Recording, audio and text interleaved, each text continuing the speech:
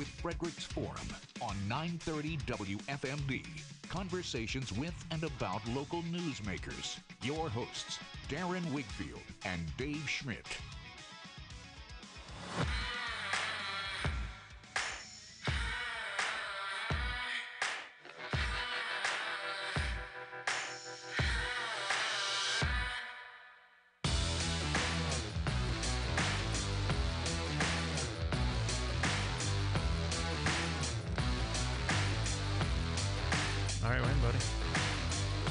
Welcome to Frederick's Forum.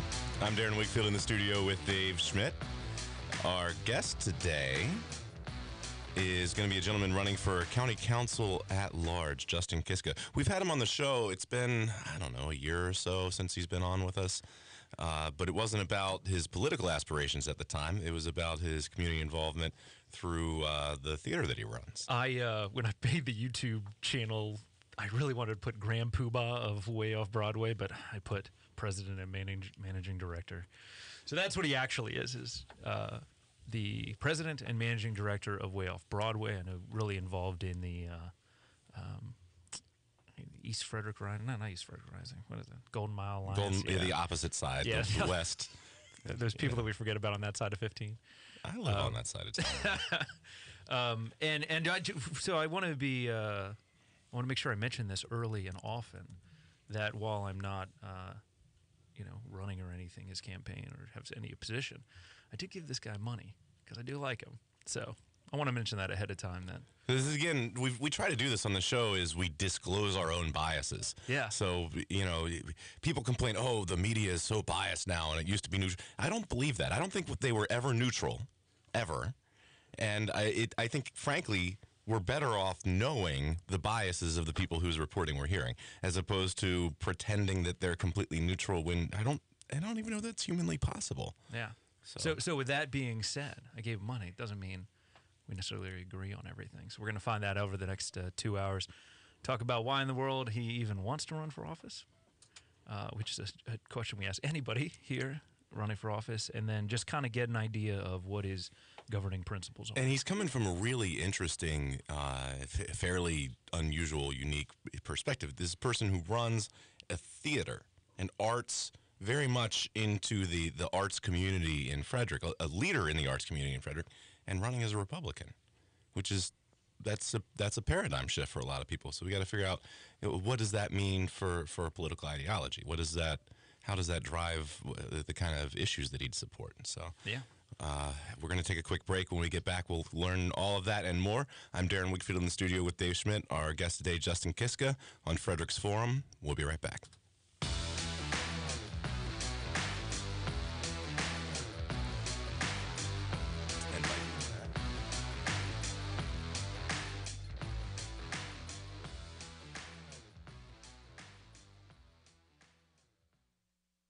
Like the final play that wins the game, Frederick Air, it's a good call. Like taking your umbrella 'cause it felt like rain, Frederick Air, it's a good call. I'm Steve Schmidt, president of Frederick Air, Frederick's only Bryant factory authorized dealer and Medal of Excellence winner. It's the time of year when we see window units popping out of windows all over the county. If you're one of the people dragging them out of storage and dreading the expensive electric bills that come with them, we have a solution. At Frederick Air, we have a full line of ductless systems that bring real air conditioning to your home at a little more than half the cost and a fraction of the time needed to install traditional duct systems. There's no reason to spend another miserable summer paying extra high utility bills for an uncomfortable home.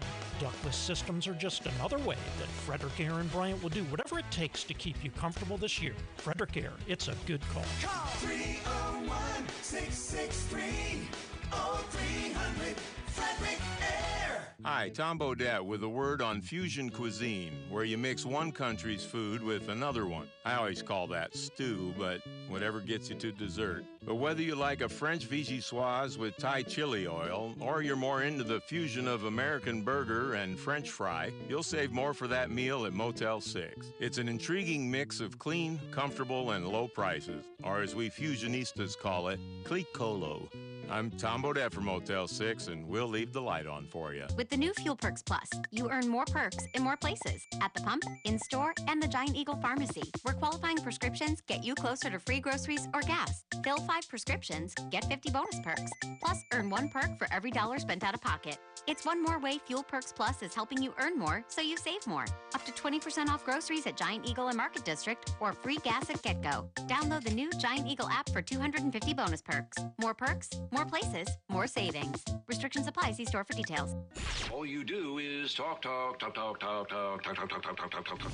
talk of Mid-Maryland. More news. News Radio 930. More often. WFMD.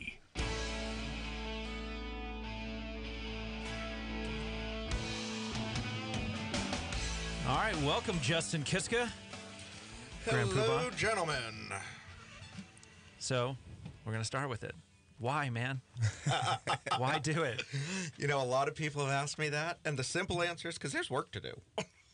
I mean, I just see That's that. a good answer, actually. I mean, there is, plain and simple.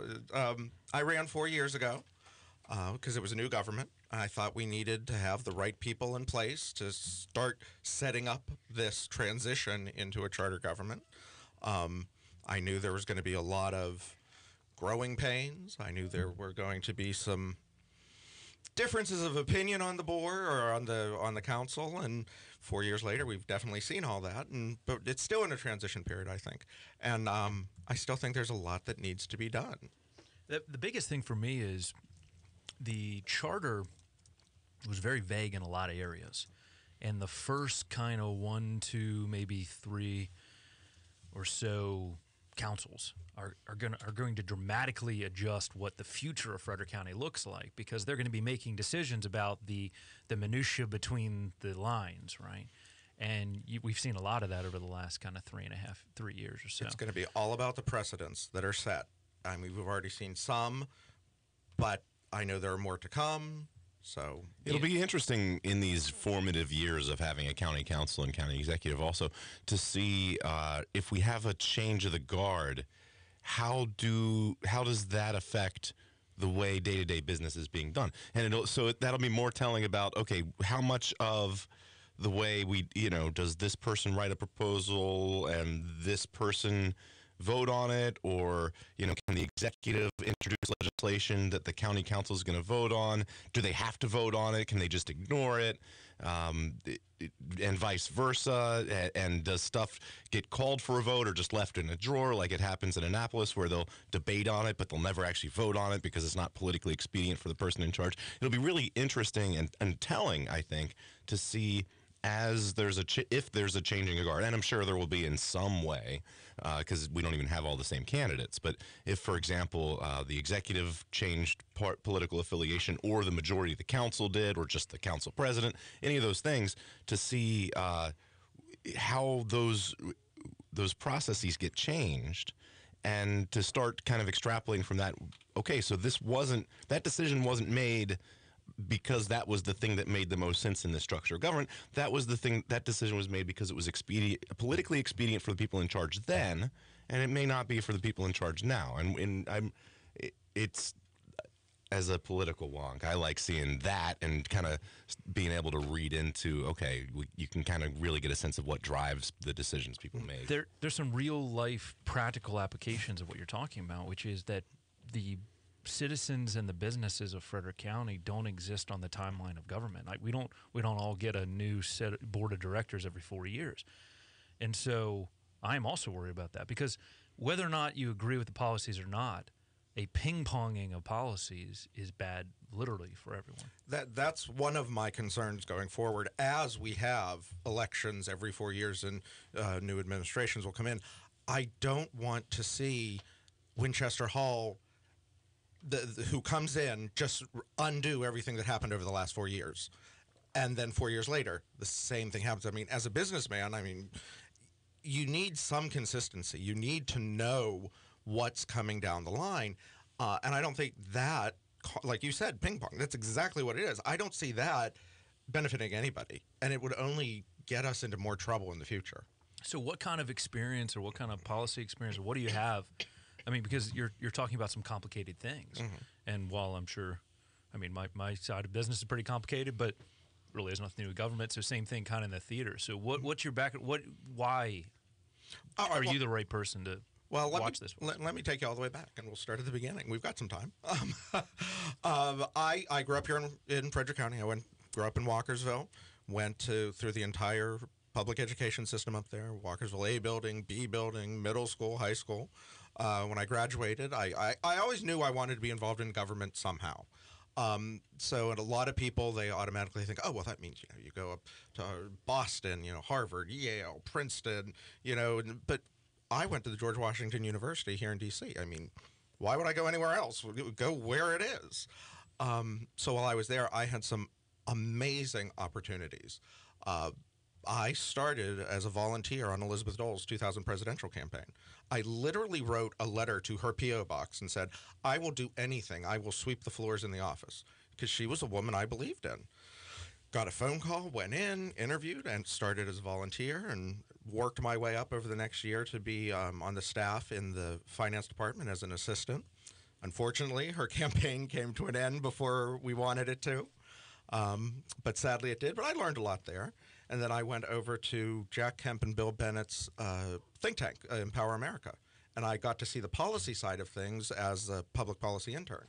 And, I mean, those were two guys who just, when it came to policy, they knew everything. And so it was completely different from the political side and the campaign side. And then after my time there ended, I actually went back to Mrs. Dole's office, and I was in her personal office as her special assistant and scheduler. And throughout this whole time, I got to see people like Elizabeth Dole, Bob Dole, Dan Coates, the people who, when they served in government, it actually meant something to serve in government. They weren't there just, to make a fortune Bob Dole used to always say, him and George Mitchell on the floor of the Senate, they'd fight like crazy about an issue, but then they'd go have dinner afterwards.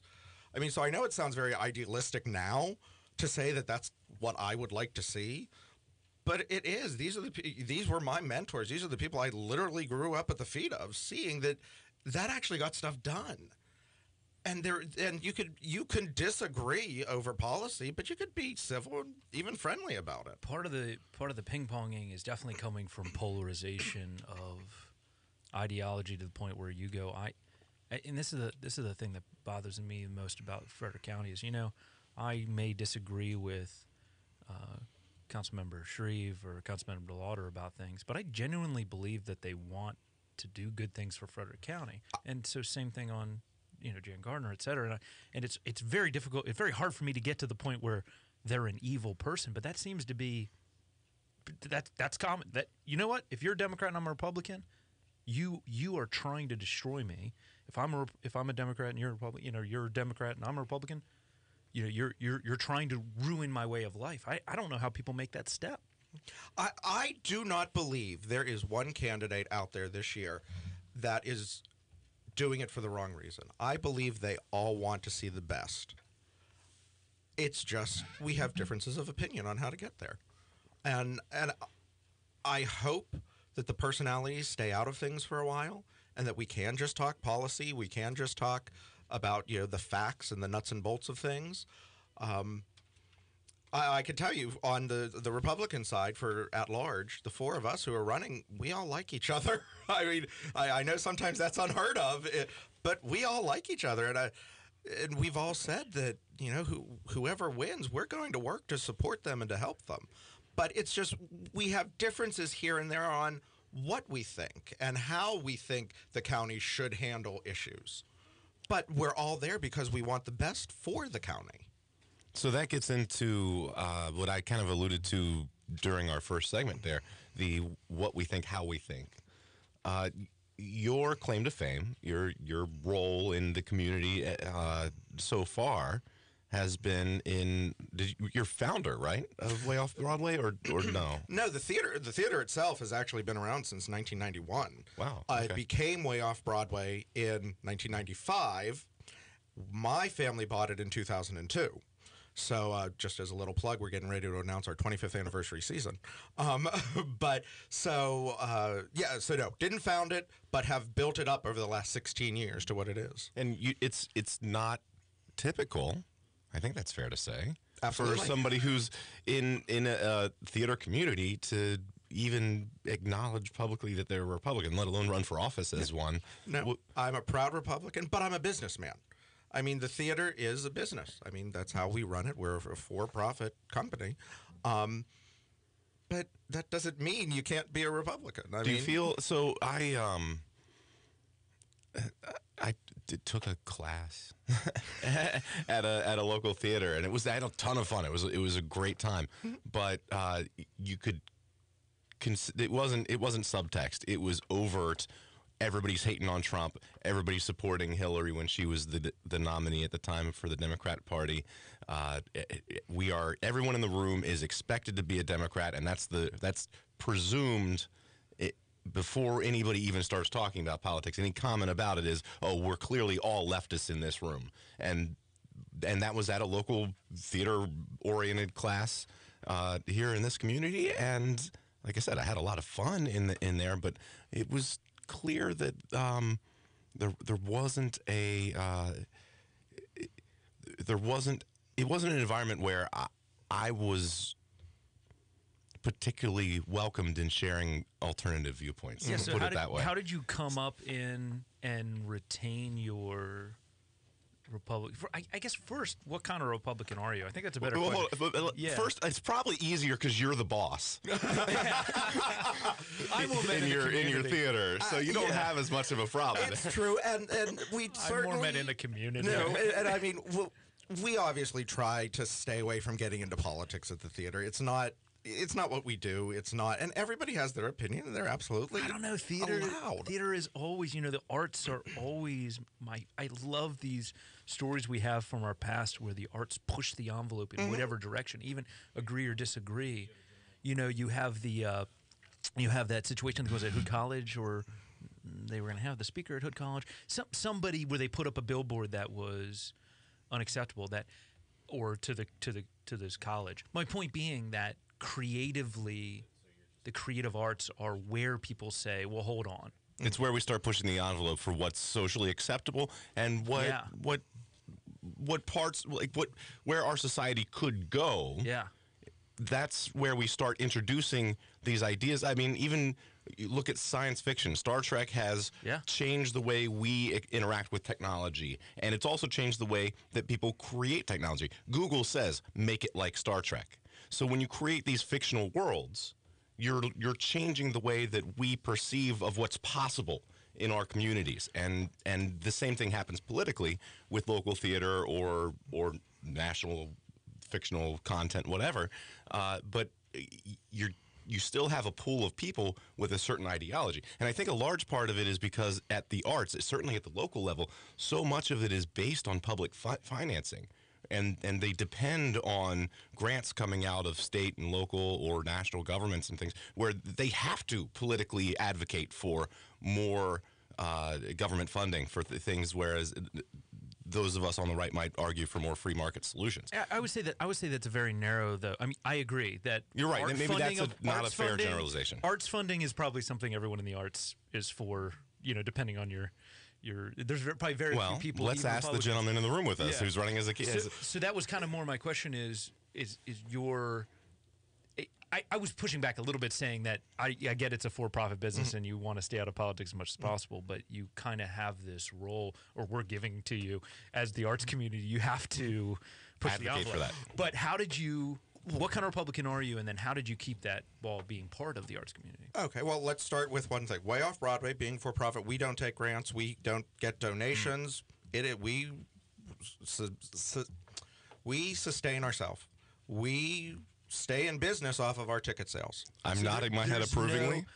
Okay, but as a libertarian, as a free market guy, you're I am telling nodding me my head there's approvingly. nothing the city does that promotes and eventually, even if it's 1/10 of a penny that ends up in your pocket, there's nothing the city's doing that helps you guys? What the city has done, I will say, is they, under our former mayor, actually I think it was not even the last 4 years, it was 4 years, the last year before that the city eliminated the arts and entertainment tax for live theater, but that was throughout the city.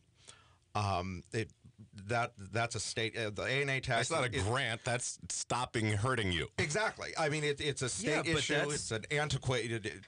That's a show in itself. The admissions and amusement tax. But again, that's state. So that is the only thing that the city of Frederick has done that could be seen as government assistance. But it's not assistance. It's just letting you keep the money you've already earned. And we've taken that money and putting it right back into the theater. Okay, so the arts and entertainment ticket price is an additional tax on because you were a particular type of business. Yes. Okay, I'm fine with that then. Yep. If it's So is there still a sales tax? Yeah, ours. The bar sales, anything like that. So it's not a tax subsidy. It's not a rebate. It's not some kind of special exclusion. It's just we're not giving you a special extra tax anymore. It was an additional tax on you because of the type of business you were. We still pay all our taxes. All of that. Oh, believe me, the taxes and paperwork and. Okay, so what kind of Republican are you? I would say I'm proud to say I'm a moderate Republican. If you're going to have to put me on a scale that way, I mean, I'm a lifelong Republican. What does moderate Republican mean? Moderate Republican is kind of nowadays they call it like the Chamber of Commerce Republican. We're very, business minded, free market, fiscally conservative, but on social issues, we take it more one issue at a time. We're not just going to make blanket statements. It's if it isn't hurting people, if it isn't hurting me, if it isn't affecting my life, I'm not going to force my opinions on other people in certain areas. Okay, so let's get more specific with this. What are social issues that you might end up dealing with on the county council? Okay, that's actually because out there campaigning right now, candidates, you guys know, you get questionnaires about everything, and they're questionnaires coming in from groups that don't have issues that would ever have anything to do with council work. Sure, agreed with that. So it really is hard to kind of during the city race, they were asking the mayors literally foreign policy questions. I haven't gotten any of those. I was like, what? Yeah, but that's it. So it is hard because I don't want to get bogged down in the issues that Winchester Hall is never going to deal with. But social issues here would be, I would almost say that comes down to issues like education. Okay. To the different funding for any health programs the county offers and is involved in. Whereas obviously the fiscal, that's the budget, how that money is spent, where it's spent.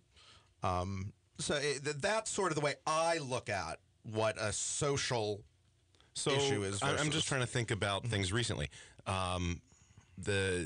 There was some county zoning for the medical marijuana growing facilities because it's agricultural. Well, it's built in a warehouse, and where do we want to allow this, and do we want to restrict it? Do you have any thoughts on what that?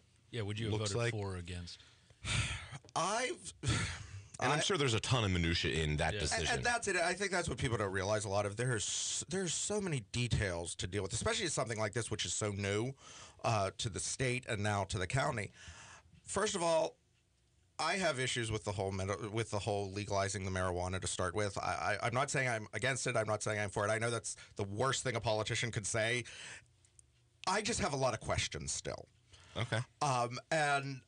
But as far as the zoning issues where it goes, I have no problem with it being an agricultural land. I mean, that's kind of what it is, so that doesn't, it almost makes more sense to me to do it something like that. Now, granted, I don't have all the facts. I don't know all the details that they were given, but that's just my off the Fair cuff. enough. Sure. Yeah.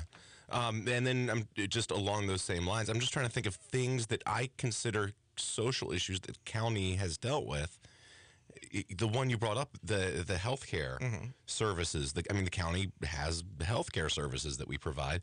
I don't know a whole lot about them, but I've heard arguments that the county has a role in addressing the opioid crisis. That we should be the ones providing a clinic or a detox center or something like that. Do you know is that a county issue? Yes, but it's a yes, but okay. It's not just a county issue. In fact, this question has come up quite a bit because this is a crisis like we haven't seen before, or at least in a long time. And the only way this issue is going to be solved, if you even can use that term, is if every level of government actually works together. This can't be just well, Frederick County is going to do this, the state of Maryland's going to do this. This needs to be a bottom to the top, top to the bottom, working together to solve the problem. Now, of course, when all these levels of government work together, it doesn't always go smoothly. Yeah, it doesn't always work together. Exactly. But I do believe the county needs to be involved in some way. It is not solely our responsibility to fix this problem because the country is dealing with this problem. So, but we do need to work together. We do need to be a part of it in some way because it is affecting our community. And we certainly don't want to see this continue or, God forbid, get worse. We got to take a break. Before we do, I know we had a caller. Bob, you still on the line there, buddy? Yeah, I'm here. Hey, what's your comment? Darren, I think, said at the beginning that he didn't think the news media is ever not biased. And I've been around a while in this area, and there used to be two other newspapers in town besides the Washington Post, which is the vaunted paper of respect throughout the world, as the liberals call it. They had been biasing the news for half a century. Yep. Agreed. Yeah. I observed two other newspapers besides this one. They tended to agree with each other, the Evening Star and the Washington Daily News, which was a very good newspaper.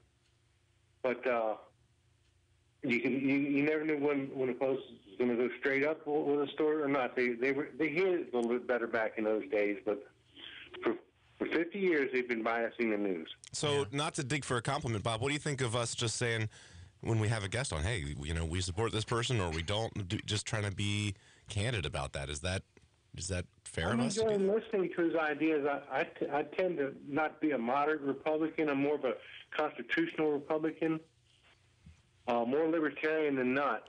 Well, hey, thanks for your call. Because when we go through the next kind of hour and a half here, we're going to get into a couple of those questions because that's always my this is why what is a moderate to you is different. What issues are you moderate on? Yeah, so exactly. Because the label could be totally means wrong. nothing. Maybe I'm not.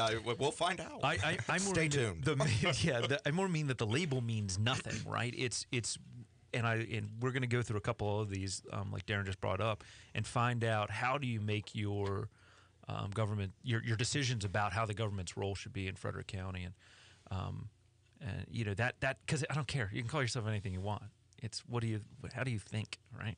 Okay, we're going back just a couple minutes here. Frederick's Forum, Darren Wigfield, Dave Schmidt in the studio. Today's guest, Justin Kiska, candidate for County Council at Large in Frederick County. Back in just a minute. If Ford makes it, the Frederick Motor Company's got it. Want the best-selling pickup Ford F-150 or family-friendly Ford Explorer? Want to drive home today in your very own Ford Escape, Fusion, or Mustang? Check out the Spring Savings Event today and save this month at the Frederick Motor Company.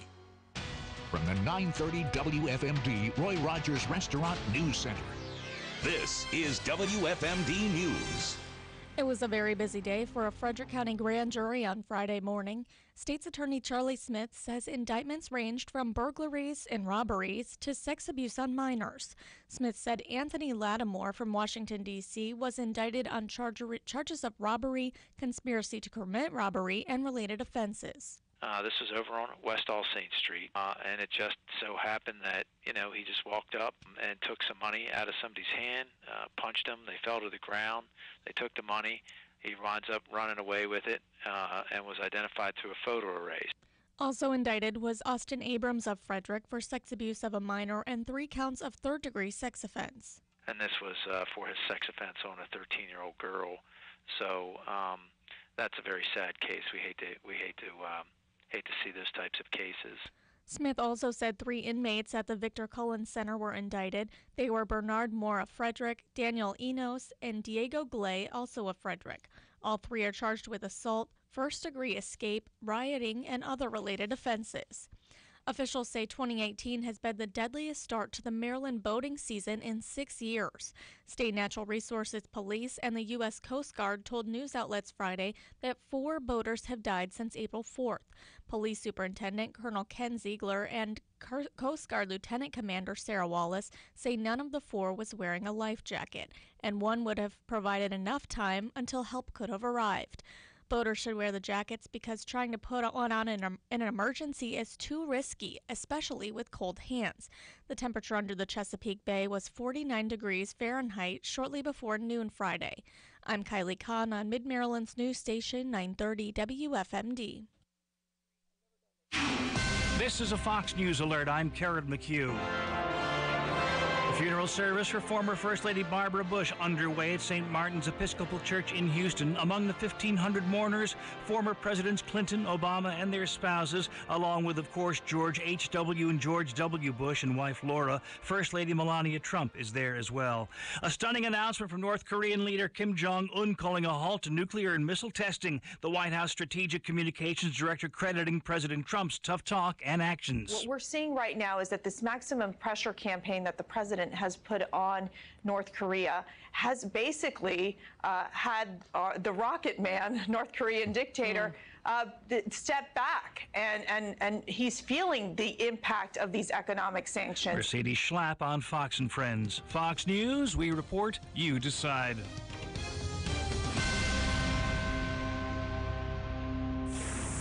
The 930 WFMD weather bug forecast for Frederick and surrounding counties for this afternoon calls for plenty of sunshine and a high of 61. Humidity mostly cloudy tonight with a low of 37. Have a mostly sunny Sunday, our high 63. Sunday night should be clear with a low of 40. Monday looks to be sunny with a high of 63. There's a chance of rain Monday night with partly cloudy skies at a low of 43. Rain is likely on Tuesday. Have mostly cloudy skies at a high 59. Again for this afternoon, our high 61. Need heat? Contact Best. Thompson Best at bestheatac.com. I'm Rod Tanner. When the need for senior care arises, there's no place like home. Your loved ones should never have to give up living at home. Visiting Angels will provide home care for your mom or dad at home up to 24 hours per day, including personal care, meals, and light housework. You'll select your professional caregiver with Visiting Angels. Look up visitingangels.com or call 877-374-LIVE. That's 877-374-LIVE. Franchises are available. Visiting Angels, America's choice in senior home care. Frederick's Forum on 930 WFMD, a service of Hunting Creek Outfitters in downtown Frederick, and Frederick Air, Bryant's National Dealer of the Year. It's Frederick's Forum on 930 WFMD.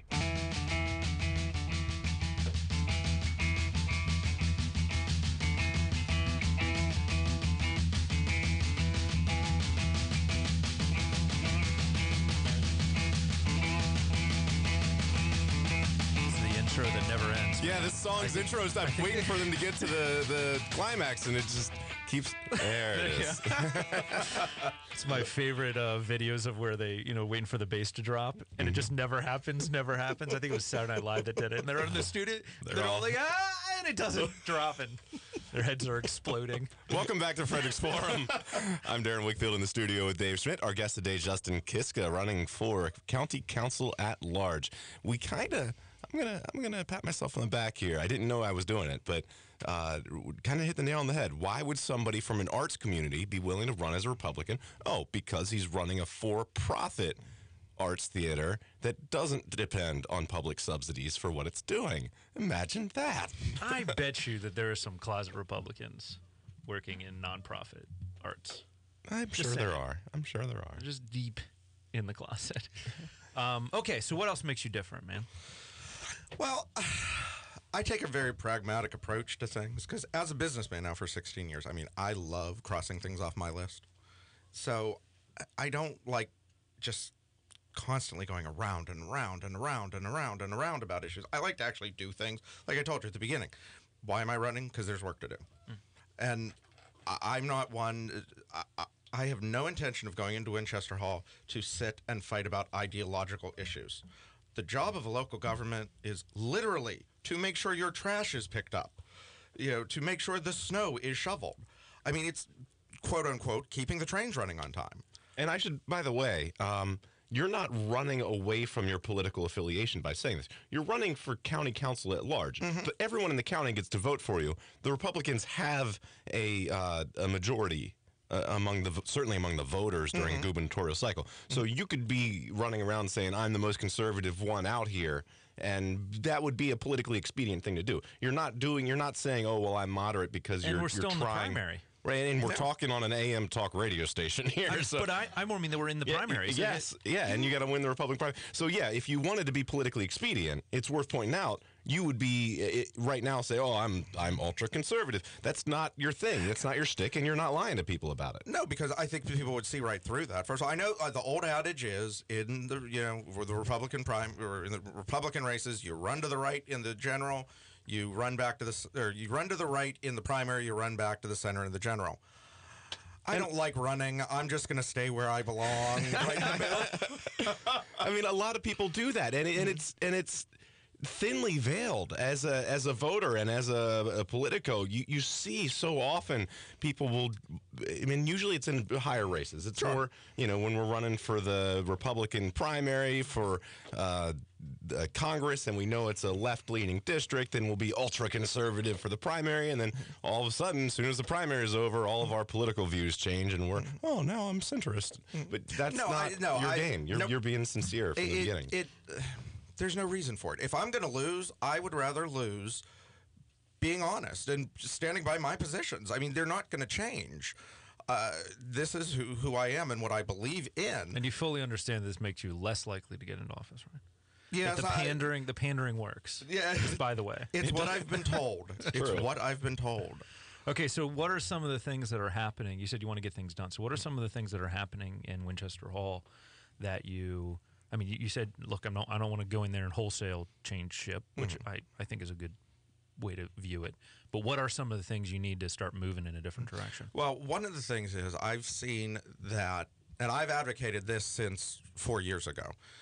I believe the county council itself has missed a lot of opportunities to actually be the true check and balance to the county executive.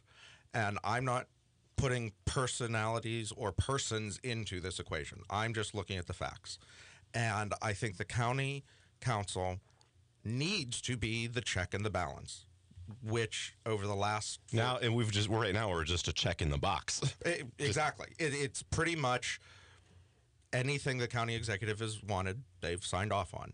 Now, I'm not saying they should be saying no to what the county executive wants just to say no, but all of our governments are set up. So you've got the executive branch and the legislative branch. And, if they have the same level of powers, they work together. And specifically in this issue, I've been looking at the budget, and it's in the budget process. Now, under our charter, we have a very powerful county executive. Agreed. And it is the role of the executive to put together the budget, and the council gets to vote on it. The council, at most, can eliminate spending in an area. I believe, and I have already proposed a charter amendment that would allow the county to also increase spending in a certain area. Now, on principle, I don't like giving more people the ability to spend tax dollars, but I don't like one person, and only one person, having that ability either. And I think it would level the playing field a little bit for the county council, because then if you start the budget process knowing that the council can move money around, if you all work together at the very beginning, you're more likely to come out with a budget that the majority is already ready to agree about, and there will be less fighting afterwards.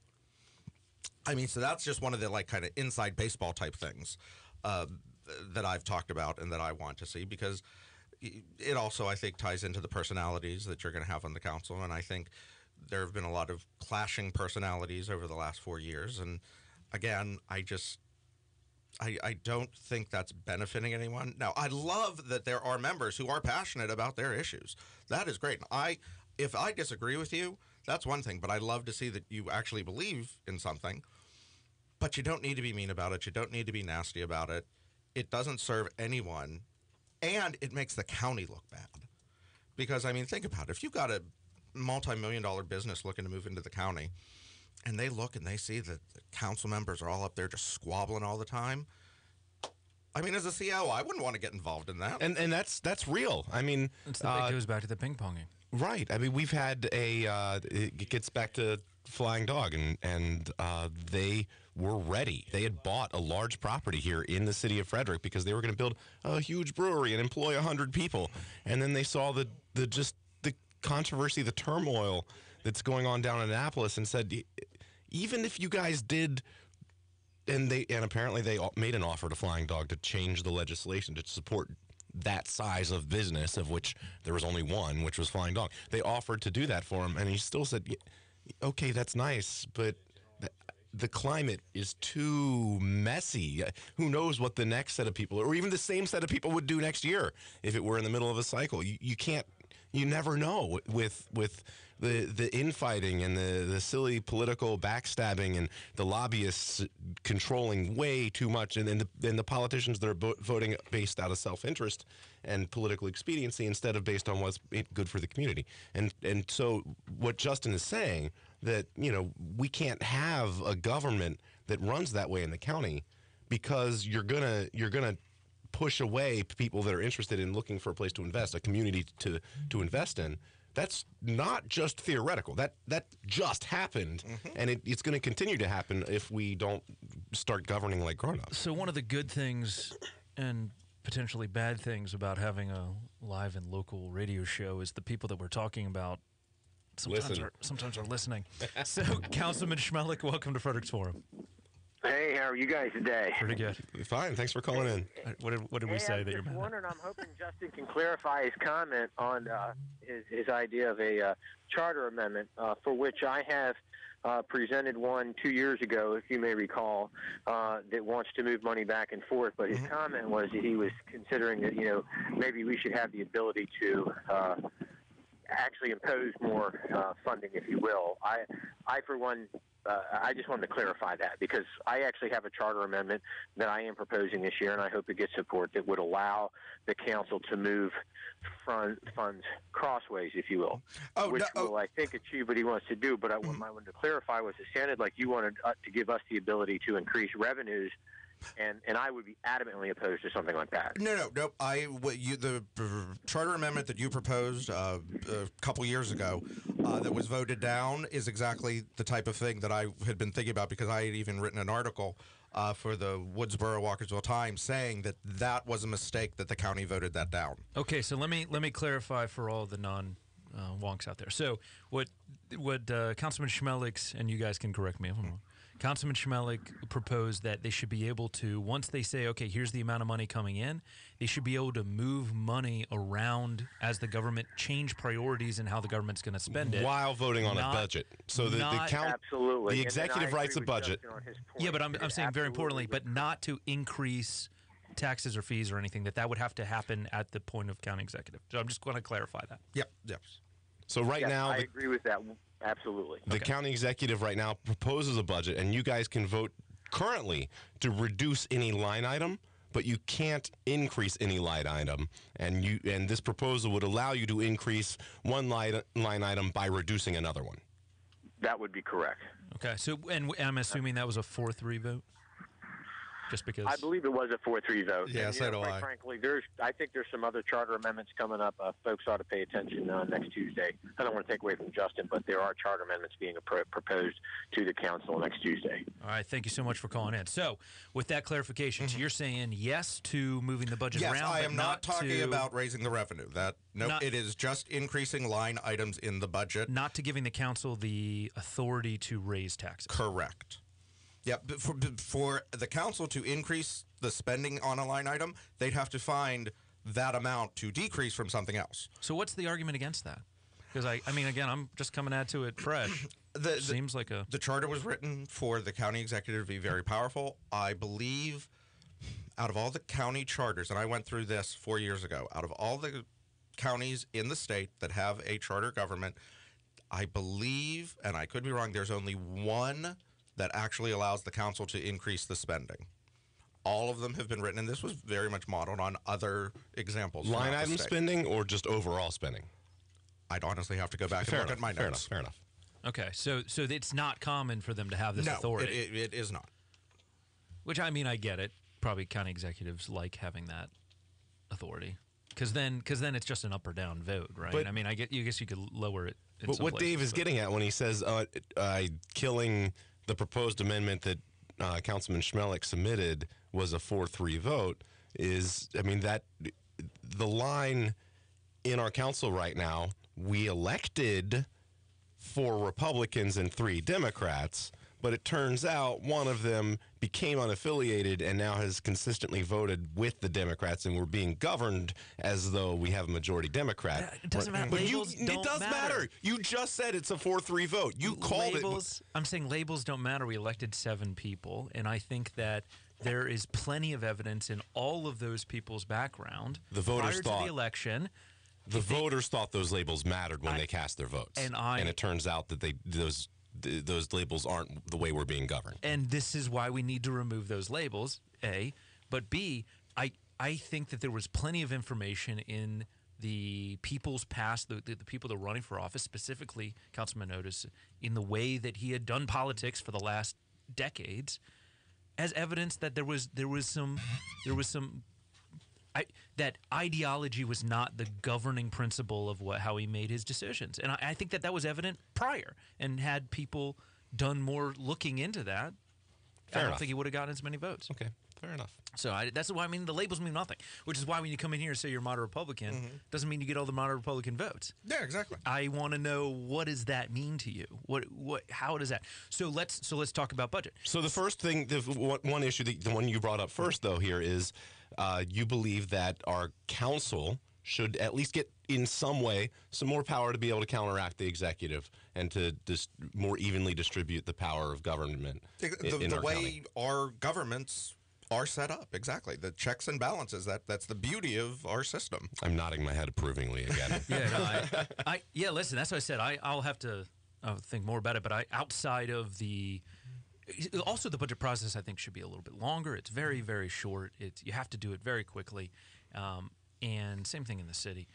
But I like things that create tension between the branches, right? I like that there is people in place to disagree with things.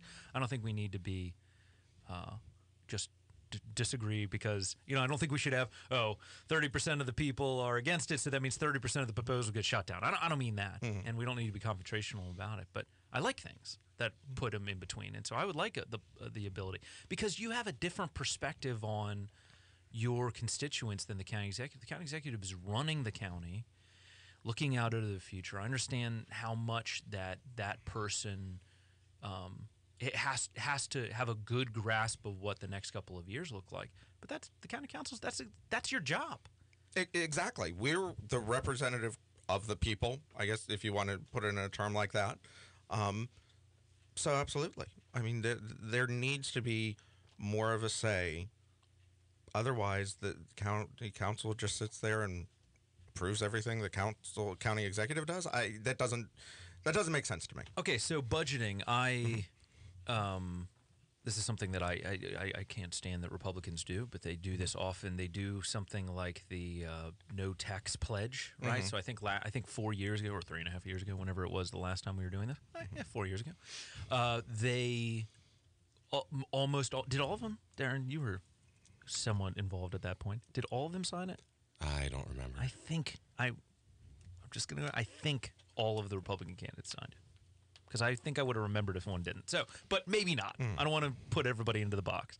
I know that Councilman Otis did sign it.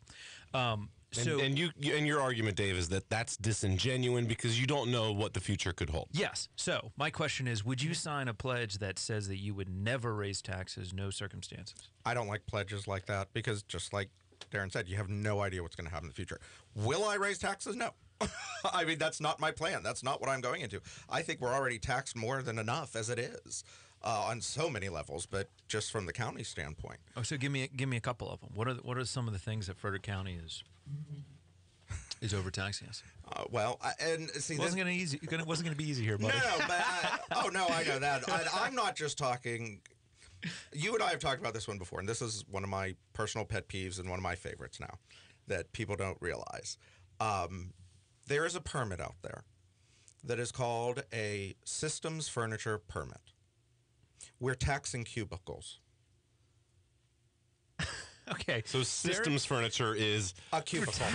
Furniture that's a system of furniture. Darren just pointed out that we made a mistake here and we need to take a break. But let's mull on that, and when we come back, you explain to us how Frederick County is taxing cubicles. So yeah, we'll be back here in just a minute. Hey, it's Murray from Hunting Creek Outfitters. At this point, no promises about the weather.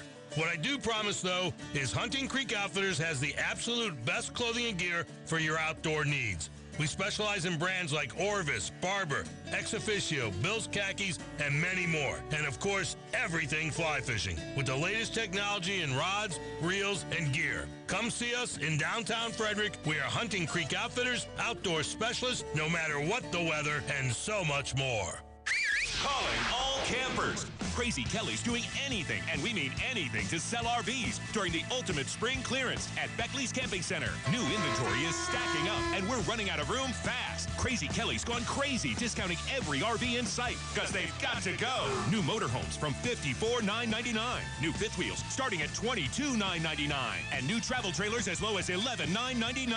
As Maryland's #1 RV dealer for 17 years running, Beckley's is the ultimate place to buy an RV with absolutely no processing fees, dock fees, or freight fees. That's right, no additional fees ever. Buy anywhere else and you'll pay too much. 450 new and pre-owned RVs are priced to move immediately during the ultimate spring clearance. This month only at Beckley's Camping Center, where everything we do is just for you. Visit one of our 2 convenient locations in Thurmont, Maryland, or New Oxford, Pennsylvania. Online at Beckley'sRVs.com. Prices plus tax, title, and license. All units subject to prior sale. Ranked by statistical surveys. See dealer for details.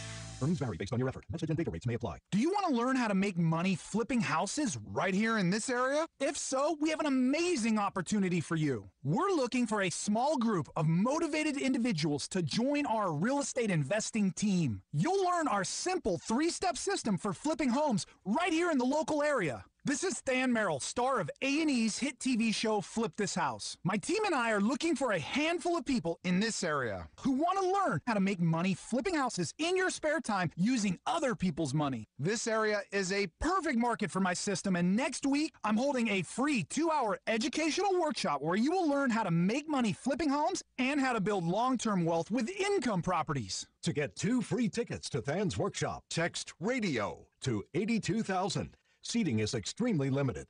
Text in the next 10 minutes and you'll also receive a free copy of Than's Money for Deals Guide. Text RADIO to 82,000. That's RADIO to 82,000. Mid-Maryland's news and talk station. 930 WFMD.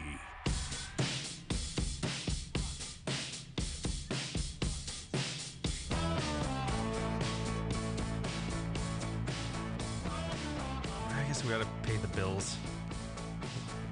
So, cubicle tax. I can't get over it. I mean, we're gonna dig into that after the when we get into the next hour. Cubicle tax, really? Come on, Frederick County. What sucks here is that because of the way the breaks are set up, and kind of hour, and we're live, and so we're on the radio, and so we can't just kind of continue the conversation through. That everyone out there that goes, wait, what do you mean we're taxing cubicles? Now you have to wait and listen. You're gonna have to wait like another 7 minutes or something until we actually. I can't. I want to have this conversation. He's sitting right next to me, and I can't do it because I don't want to exclude everybody listening. Exactly. Cubicle tax? Are you kidding? So the taxing space. So anyway, all right, we'll be back in just a couple of minutes here. You're listening to Frederick's Forum, Free Talk 930, WFMD. Dave Schmidt, Darren Wickfield in the studio with Justin Kiska. Cubicle tax.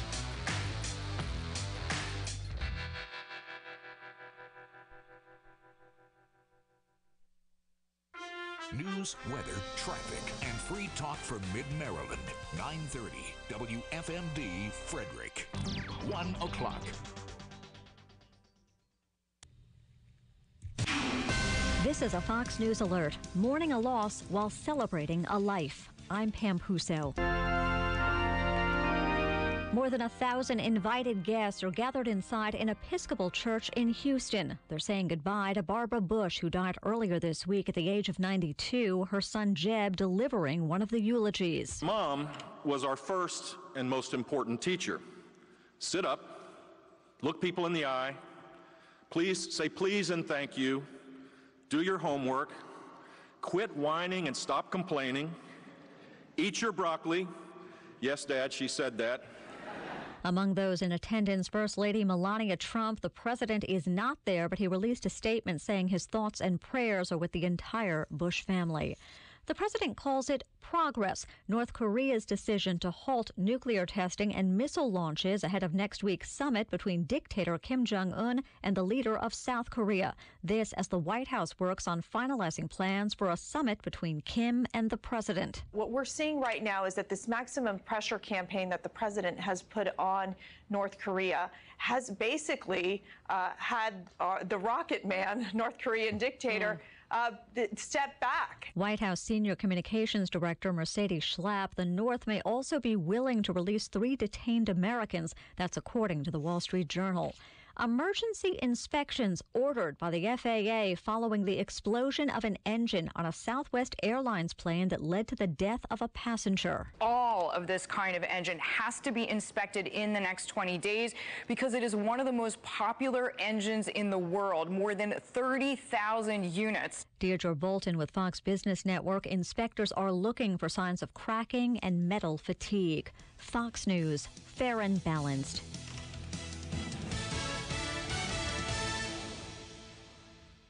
On the next episode of Recipes for Disaster. So we've got our neighbor Paul coming over tonight for a barbecue, which is why I prepared a delicious lemon rosemary steak marinade from my special collection of old family recipes. To make sure the steaks are extra, extra, extra tender, I left them marinating out on the counter overnight, just like Nana used to.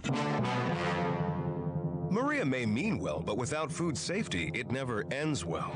Always thaw or marinate foods in the refrigerator at 40 degrees Fahrenheit or below, or you could make your friends and family really sick. Maria's neighbor Paul didn't think twice about the steak he ate until he was presenting his company's financial forecast to the board. That's when a sudden bout of food poisoning made it explicitly clear that profits weren't the only thing on the rise. Watch Recipes for Disaster at foodsafety.gov. You'll learn the right steps as Maria does everything wrong. Brought to you by the USDA, HHS, and the Ad Council.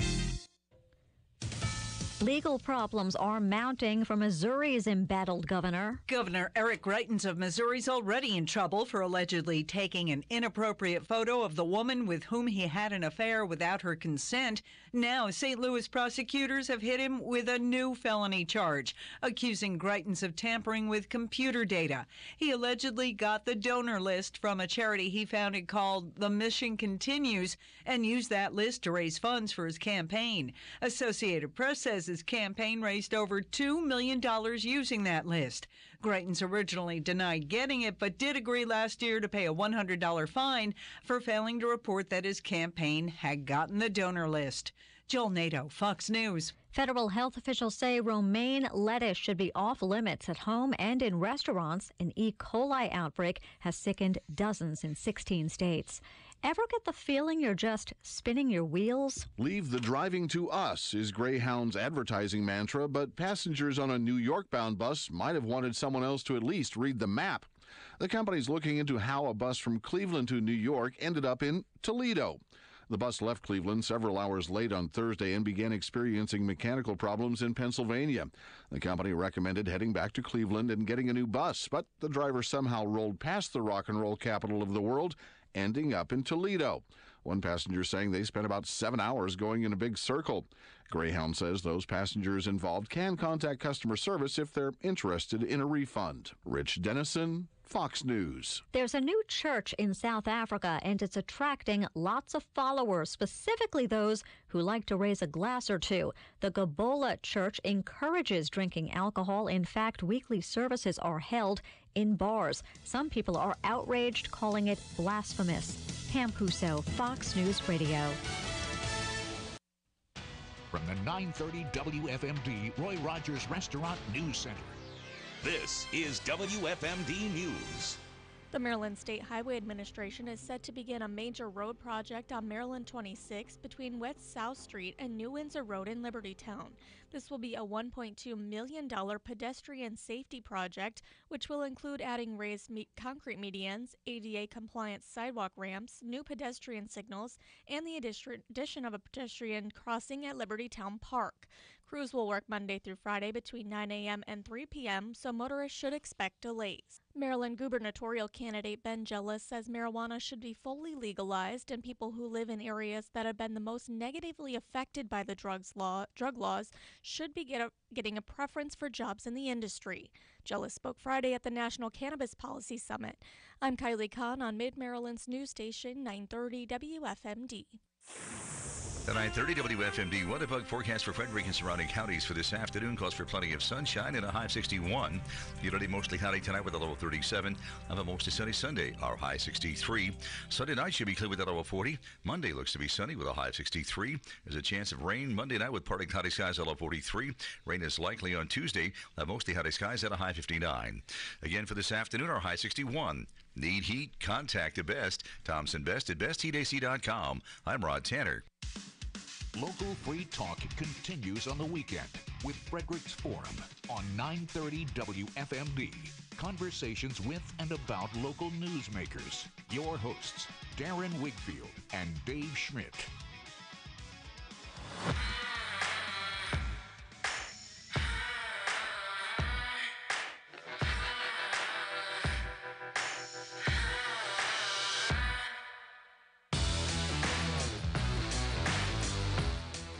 All right. Still not yet, guys. One more break. And we can find Cubicle out. tax. Are you kidding? Yeah, exactly.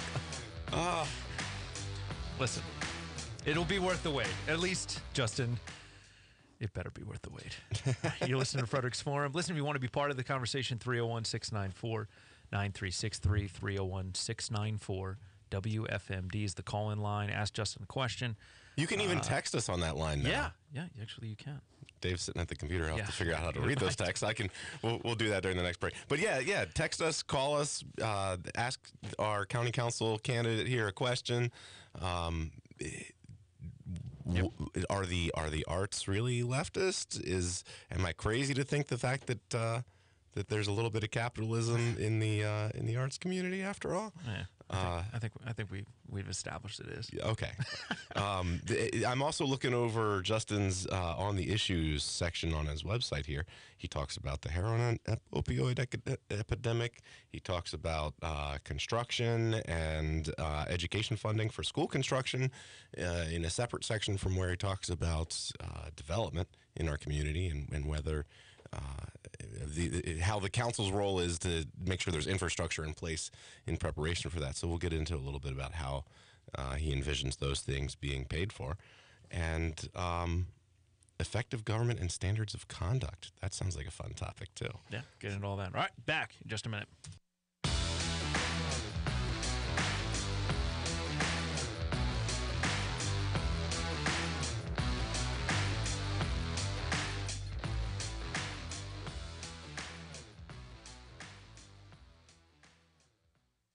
Nice car.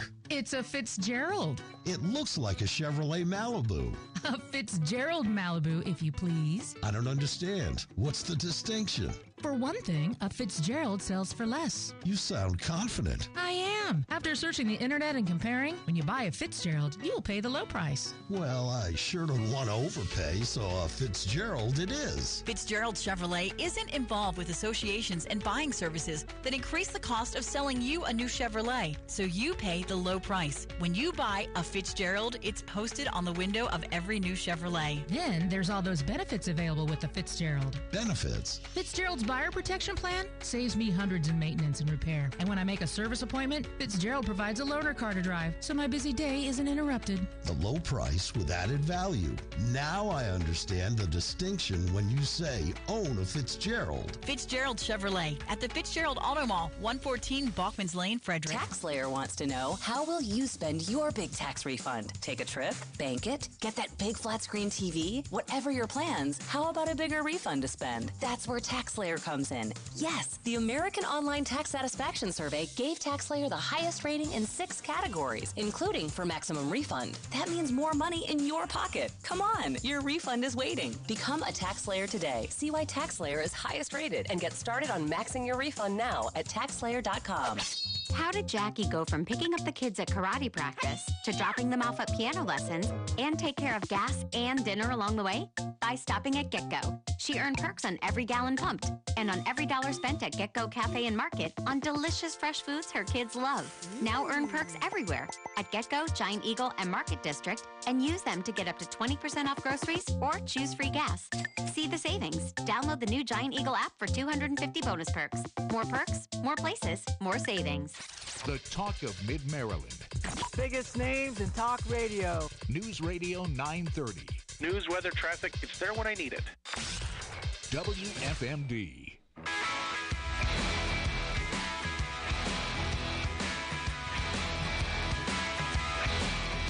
Welcome back to Frederick's Forum. All right, after a very long, as we've waited with bated breath. Our guest, Justin Kiska, again, to remind folks, Justin Kiska, running for county council at large, also currently operates the Way Off Broadway Theater on the Golden Mile in Frederick, and cubicle tax. Are you kidding me? So I asked, so for context, I asked you earlier, what are some of the taxes that are too much? And you're going to tell us. So this is just something that has come up that is, it boggles the mind. So there is something in Frederick County called the System Furniture Permit.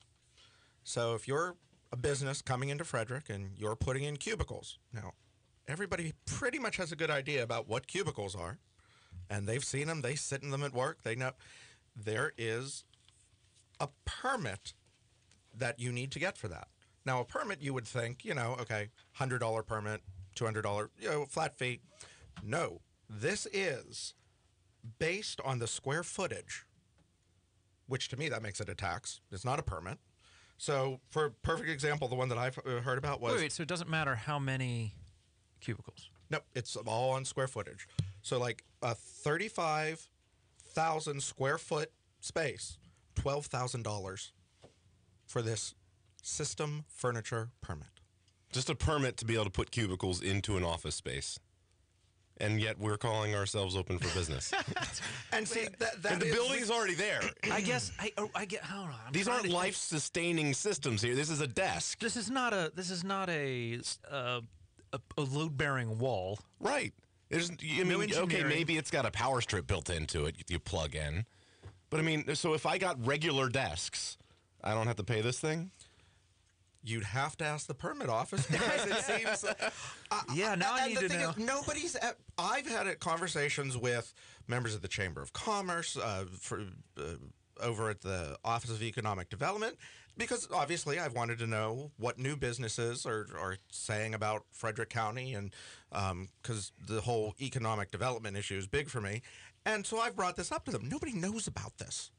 So I'm trying to think of why it would have originally. Our kind of producer here, Handy said maybe fire code. Well, it is part of the life safety or the Office of Life Safety, but what does that have to do with the square footage of cubicles and how much you get to charge for it? I guess if you were going to put up walls, would you have to pull a permit or something?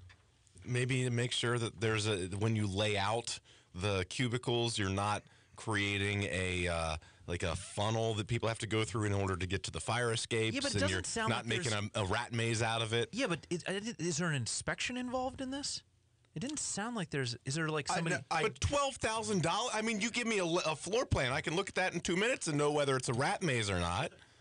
Yeah, well, you look at the floor plan. Okay, you're like, okay, this is good, and then you walk into the building and go, all right, it's the same as the plan, right? But maybe they're like measuring out each individual. I don't know. Sounds like a toll to me. Yeah, I agree. They call it a tax. It sounds like a toll. It doesn't sound like a permit. Like, fee. so you're not gonna put walls in your building? We're still gonna get if we wanted to ban cubicles just because they're morally degrading, then I'd be okay with that. As someone who's got to work in them sometimes. I'm just worried. So I don't know what defines a cubicle. For your freestanding. No, freestanding desks do not need a permit. Oh, so yeah, we still have that. So as long as I can stare at my neighbor, no permit. Mm-hmm. Even though there's, I guess you have to. What's the difference? That's what I'm saying. What defines a cubicle? A wall? What's the height? Is it a height thing? I mean, if I just have a what are those things called? A cubicle? Like a credenza. If I put a credenza between the two of us, that's okay. But a cubicle wall, I got to pay $12,000. Yeah, and do these? Are you in the historic district? Do they have to be like old cubicle things? Thankfully, that's not an issue I will have to deal with. Okay, so clearly we need to look into this a little bit. It's things like this that the average person doesn't know about or would never know about. That the council really does need to take a look at everything going on in the county, all the antiquated rules and regulations and laws. Because, like you said, if we want to be open for business, we actually need to be welcoming and not trying to make it more difficult for businesses to come to Frederick. We all live here. We know why. We love it here. And there are a lot of businesses that do want to come here. And in my conversations with the people from the Economic Development Chamber of Commerce, Frederick is being noticed. Yeah. In a lot of areas now. Well, let me, and please take this and steal this. I've been telling this to every single candidate I run into, take this, make this a thing. This is how we fix the stupid extra taxes and fees and everything, is there needs to be some kind of mechanism, and make it however you want. There needs to be some kind of mechanism for us to identify, because the government doesn't have the people, even you people that are in office, don't have the time to recognize every single code thing or every single fee or tax that's just stupid, right? So there needs to be some kind of mechanism. So create a committee that people like me can bring. I see this thing in my area of business, and I come to the county and go, "This is stupid. This is not how business works in our field." And that committee, and I'm not even saying giving them the ability a hotline for stupid government, or a form you can fill out online but goes to make it a web form. But make it public. Everybody can see what's been submitted on this thing. Yeah, exactly. And then have some kind of committee of people that go, you're going to get some things that you go, look, yeah, I know you don't want to have tax on alcohol, but we got to have tax on alcohol. Maybe we should just make this form ourselves. The Frederick's form, government is stupid form. And then anybody can go and it's a web form. Anybody can go and fill it out. It's a segment every week on the show. Yeah. You read the best ones. Hey, man. I'm writing this down. Yeah, but no, a good idea. Dave, no, put that into the... No, since you and I talked, I absolutely agree with you because, and I'd call it the Code and Permit Review Board. Pretty simple. Perfect. I mean, it covers it, and that's exactly it. Because government is big and detailed. And there is no one in the government that knows every single aspect of what's there. So the only way for those in office who can fix problems is for someone to come to us and say, hey, look, what is this? How do we deal with this? Is this still needed? So no, we would need help from your industries to come in and tell us. Yeah, because you have a couple builders, whatever, whoever, somebody that knows intricately there. Perfect example, we don't have anybody on the county council that probably understands anything about the arts the way you do, right? So if you're on the council, great. Now we have an advocate for it, right? But outside of that, you still need to have some kind of mechanism to go and say, look, the way you're taxing this, I get it. We need to have taxes and fees more so than probably everyone else in this room. I think that, but we don't need to be stupid about it. It can be done correctly. It's common sense. So what about, here's my other idea that I want to see if you agree or not, is I'm a big fan of lockboxes. I'm a big fan of a tax that does a thing as opposed to general fund money and then having the county executive decide, okay, we're going to spend a couple money in this or not. I'm saying, okay, we need to snow removal, right? Mm-hmm. Got to plow snow. So I think that there should be a snow tax that everybody, some tiny percentage, and you can make it progressive. Like the rain tax? Like the rain tax, absolutely. Except for the rain, because the rain was about stormwater removal. It's not connected to rain. I get the political expediency of saying it was a rain tax, but it was about stormwater management. It's what do we do after the rain lands, and we got to do something about it. So same thing here, where you go, look, forget paying for snow budget out of the general fund, which we're already paying taxes to clean up snow, right? Do you agree with that, Darren? Yes, we are paying taxes to clean up snow. Okay. Yes, that's happening. So what I'm saying is separate that out and say, look, this is how much it cost us to do it. Everybody, and as I said, I would be more. So you're saying that when we do our taxes, you want us to be able to see line by line where that money is going? Yes, because then people will be way more way more. Will pay way more attention to what we're actually spending money on. And if you go and you realize that in this pot of money that we're spending millions of dollars, and you go, I know we could do that more effectively or more efficiently. Or you're a business that says, you know what, I could do that for way less than it's costing the county. Then that's opportunity for, I know the Republicans around here love moving things over to the private sector. It's a perfect opportunity for it. I'm probably going to get chastised for this, but Good. Screw it, I'll say it. Good.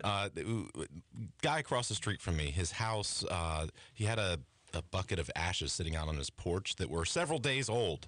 And actually, this is a cautionary tale. It was a iron bucket or steel galvanized bucket of ashes from a fire 4 days earlier. I know it's about to happen. That he had taken out his wood stove and he put it out on his porch in this closed lid on it bucket. Wind blew the bucket over, and there was enough wind to light up a couple embers from this fire 4 days earlier, and he wasn't home, and his porch caught on fire. And somebody saw smoke. They called the fire trucks, and they showed up. They put it out, and we had a great response from our fire services. 11 vehicles showed up to respond to this porch fire. 11. I mean, there was a ladder truck for a single-story building's porch being on fire. Maybe that makes sense.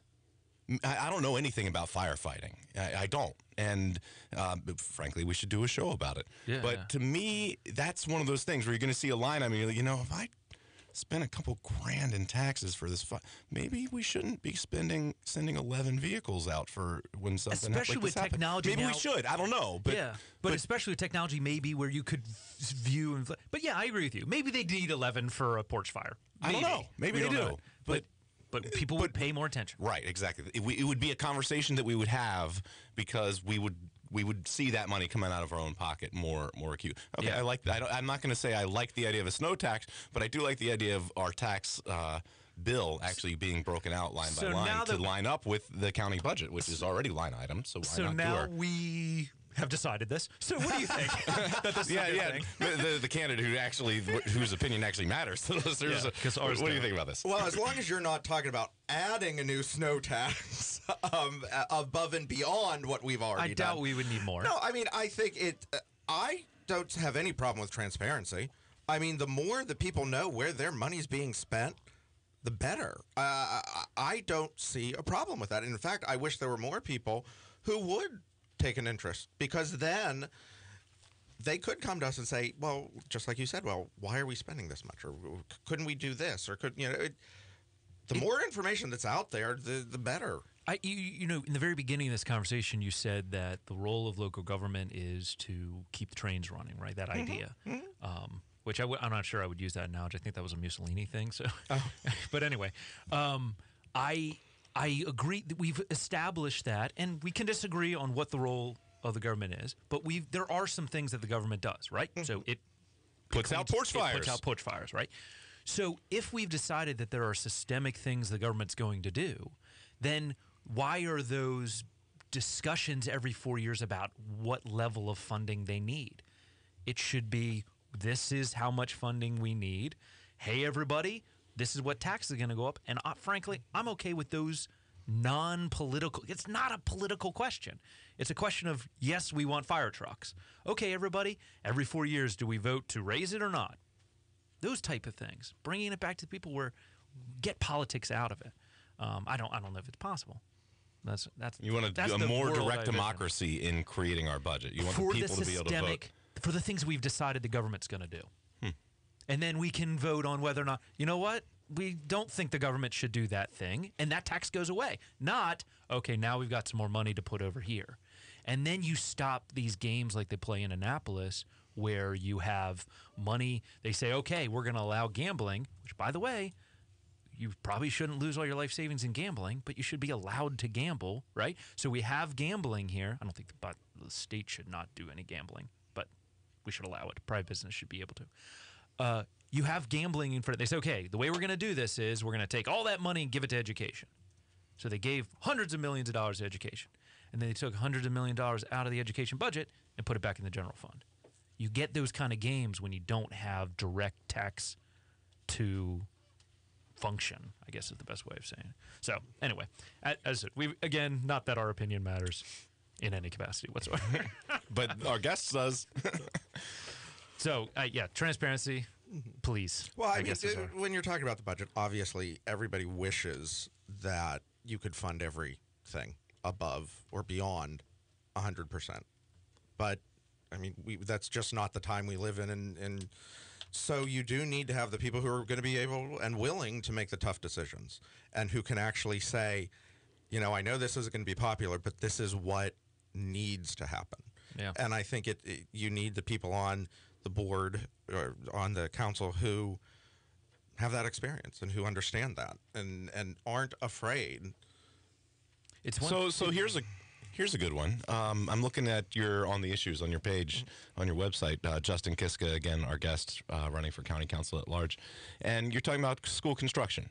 One of the largest issues facing the county is education. County's education system is overcrowding. What's interesting is the folks the Republicans, who some of whom are still on our county council now, the argument I kept hearing them make is overall, our school system is only at like 90 or 95% capacity. The problem is some schools are overcrowded and others are well under capacity, and people don't want to redraw the district lines. And so I get that. I get that, you know, you grow up as part of a community and a community is drawn around your school district lines. That's where your friends are, right? Yeah, it's where the kids' friends are, and then the parents are taking the kids to the events, and then now the scout troops follow those same lines, or the little leagues, or all the different community associations are still going to be drawn to a very large degree around the school boundaries, even if the civic organization isn't built to the school system. They recognize that that's how our communities are cohesive. Coheted. This because all the parents are now friends, right? But at the same time, as a taxpayer, I've invested in us and our community's ability to educate students, to have youth grow up and be well educated and be informed. And I want them to have a safe environment to do that, and then one that's conducive to their education. And we've spent money building schools for them to do it. And we're not sending the kids to those schools. We're sending them to the ones with portables because we don't want to redraw the line. There's a conflict of interest there. It's so interesting. You know, you're a Republican, but you have which is not historically. Dave's pointing at Justin right now, not me, by the way. You have the endorsement of the Teachers Association, which is not a common thing for a Republican around here. That's very true. I do. I'm very happy to have that because. So, do you agree with Darren's? Yeah, are our schools overcrowded? We should have the courage to redraw some lines. The answer, yes. Some of the schools are overcrowded. I mean, right here on the Golden Mile, where like we were talking, I was president of the Golden Mile. So what went on? Golden Mile Alliance. Golden Mile Alliance. Thank you. Sorry. The Hillcrest and Waverly were always very important parts of the community, and they were both well over 100. I think it was 130, 140% over capacity. So we've wanted Butterfly Ridge to be moved up in the list, and it is. But when that opens, there's still going to be overcrowding. But you go to areas outside or more north, and they aren't. They're not overcrowded. So it is a matter of you've got to find that balance. And if that means that, now, granted, it's the school board that would have to step in to redraw the districts and things like that. That's not necessarily a county issue or a but that's interesting because it's your budget that builds the school. Yes. And they're the ones drawing the lines for who goes to what school. Yes.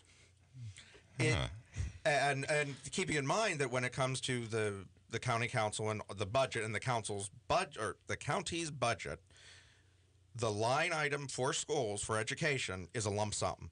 But that's for education funding, that's for education which is separate from school construction. Is separate. Yes, exactly. So there's two separate parts, but that's it.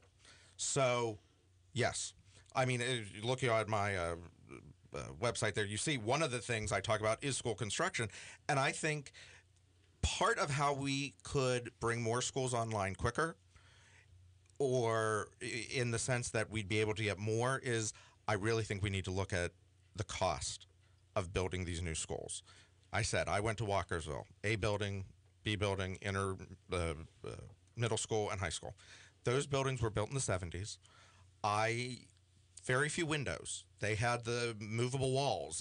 That's, I got a great education there. Now you look at some of the schools that are being built, and they look like palaces.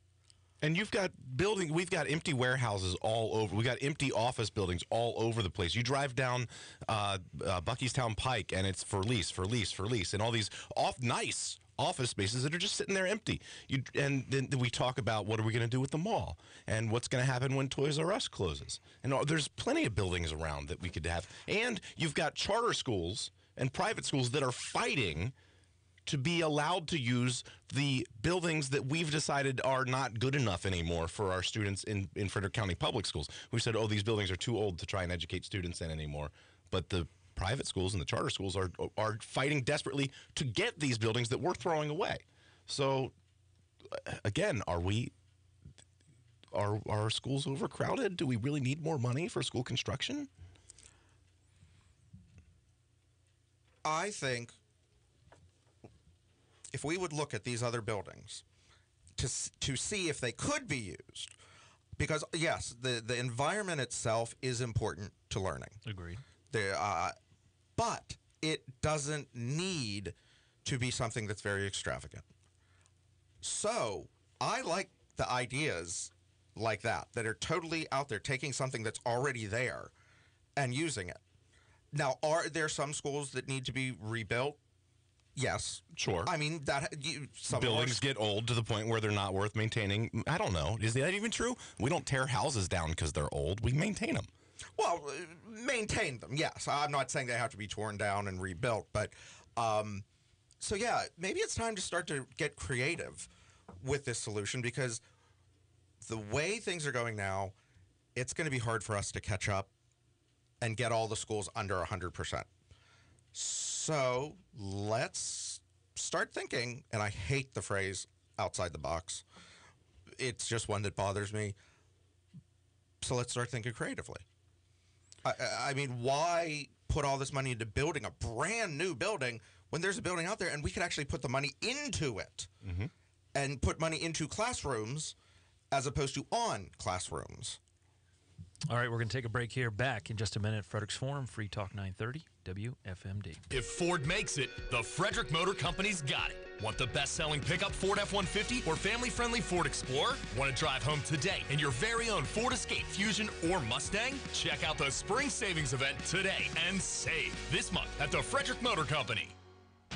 From the 930 WFMD Roy Rogers Restaurant News Center, this is WFMD News.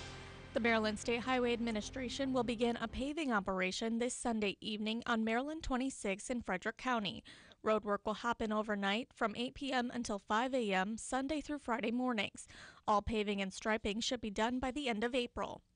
It was a very busy day for a Frederick County grand jury on Friday morning. State's Attorney Charlie Smith said indictments ranged from burglaries and robberies to sex abuse on minors and child pornography. 2 adult males from Frederick were indicted on multiple charges involving sexual abuse of minors. Chung Ming Chen of Frederick, Maryland, who was indicted on child pornography distribution, 3 counts of that, as well as 3 counts of possession of child pornography. Travis Snyder was indicted for incidents occurring back in 2011 to 2014. So an older case, he was indicted on sex abuse of a minor as well as a camera in a private residence. So, but when they completed analyzing his computer, they found images that were taken from his own home. They were child erotica. The indictments moved these cases to the circuit court where a trial date will be set.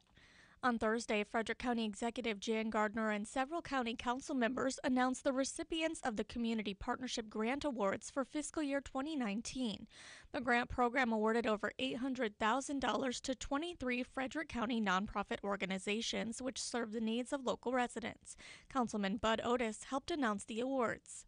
The Alzheimer's Association will provide outreach and education to seniors in Frederick County and provides in-their-life therapeutic programs to seniors so they can remain in their homes. Mission of Mercy will provide free health care services for seniors. Partners in Care is a service exchange where members give their time and talent and in return receive help they need. I'm Kylie Kahn on Mid-Maryland's news station 930 WFMD. Fox News Radio, I'm Carol McHugh. Family, friends, and former presidents crowded into Houston St. Martin's Episcopal Church today to bid a final farewell to Barbara Bush. Presidential historian John Meacham eulogized the former First Lady. She was a point of light, In 1989, when many Americans lived in ignorance about HIV/AIDS, Mrs. Bush went to a home for infected infants and hugged the children there, as well as an adult male patient. The images sent a powerful message, one of compassion, of love, and of acceptance. Barbara Bush died Tuesday. She was 92. North Korea announces an end to nuclear and missile testing. Lawmakers react. This is fantastic news, a lot of great developments. However, we have to be cautious. We have to keep that strategy up of maximum pressure. New York GOP Congressman Lee Zeldin on Fox. Fox News, we report, you decide. The 9:30 WFMD weather bug forecast for Frederick and surrounding counties for this afternoon calls for plenty of sunshine and a high of 61. Humidity mostly cloudy tonight with a low of 37. On a mostly sunny Sunday, our high 63. Sunday night should be clear with a low of 40. Monday looks to be sunny with a high of 63. There's a chance of rain Monday night with partly cloudy skies at a low of 43. Rain is likely on Tuesday. Mostly cloudy skies at a high 59.